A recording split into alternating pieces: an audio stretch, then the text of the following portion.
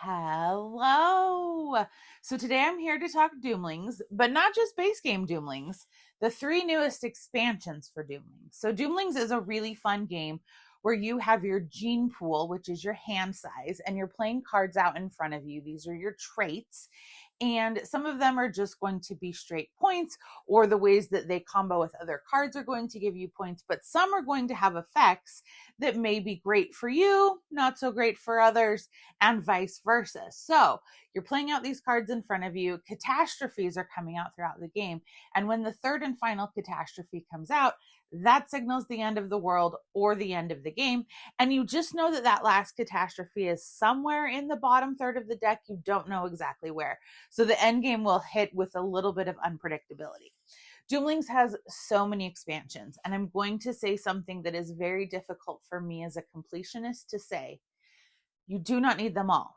You need many of them, but the fact that they've been coming out with expansions for a few years now, if you can't find an older expansion, it's going to be okay because they're always coming out with great new ones, and find the ones that appeal to you the most. So first up, we have Shadow Puppets, and this one's all about being the puppet master and adding things to the game that will kind of let you pull the strings, as it were.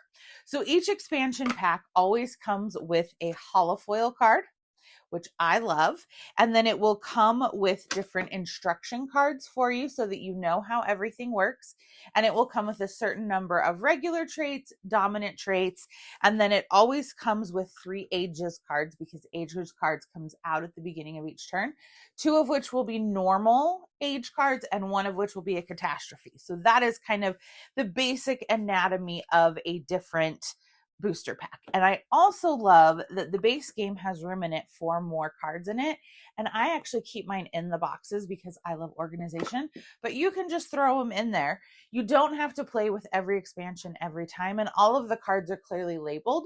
So if you don't keep them in the boxes, you can easily take them out, which is great. So in this game, you get fuselings, which kind of fuse all of the things together. Glitterings. Glitter might be my favorite color. Moonlings, and deeplings. And then this just tells you that this is the Shadow Puppets expansion. There's QR codes that can tell you about it, or there are, little explanations on here. And most of the cards, if you've played Doomlings, you can read the cards and you will know what that means. So that's the Shadow Puppets expansion.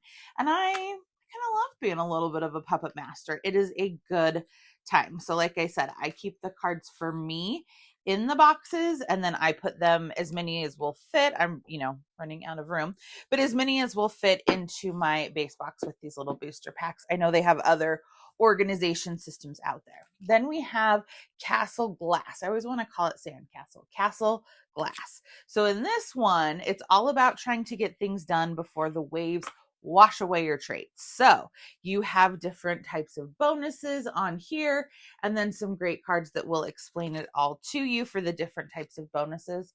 This Pearl Holofoil, gorgeous. And then, of course, as always, 3 age cards, 1 of which is a catastrophe. So this one's so beautiful. It's ocean creatures. Like, look at the little hermit crab. I had hermit crabs when I was young. So again, you pick the one that appeals to you. They're all going to be fun. They're all going to add some new, fresh chaos to the game, which is what I love about Doomlings. It's intended to be chaotic, and each one of these, you can add in multiple expansions, or you can just add in one at a time. Play the base game first and decide how you want to do it. And then the last one is Mokoko Village, and they're these cute little creatures. They're not worried at all about the end of the world. They're just living their best life, and they're going to come help you live your best life or instill some chaos. So again, my holofoil is the Carrion Walker. And let's see, what are some of the other cards in here I like? Look how cute. The Entwined. He's adorable. And then purple. I really like purple, so I like a lot of the purple cards. But he's a grave tender. So, he's a little creepy. He's a little cute. At World's End, you're going to get a benefit. So some of the trait cards benefit you immediately. Some of them benefit you with straight points.